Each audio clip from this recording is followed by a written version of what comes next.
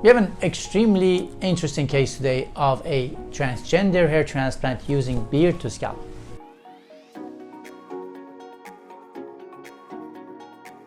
Today's procedure is a very interesting case. A transgender patient, male to female transgender, that has already male pattern hair loss, and not any male pattern hair loss, the advanced class of male pattern baldness, meaning that she has lost a huge portion of the hair on front, top, and crown, and now we not only want to give her a feminine hairline and make it like a female hairline, but we have to cover a big area of the scalp. What it means that there's a big surface area to cover, and we need a lot of hair and probably more than one procedure.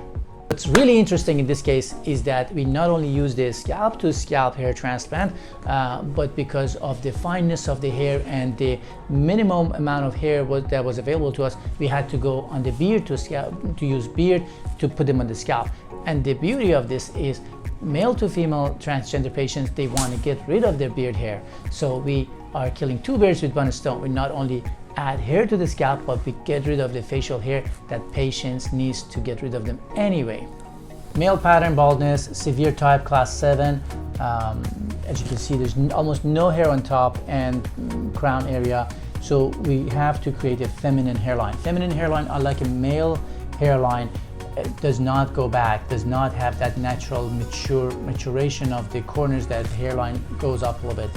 We have to come down actually to create those corners in a more curved fashion, and in this case we give him a little bit of a widow's peak to make more definition to the hairline.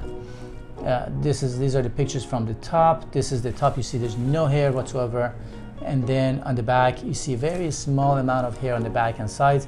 That's all we have to play with.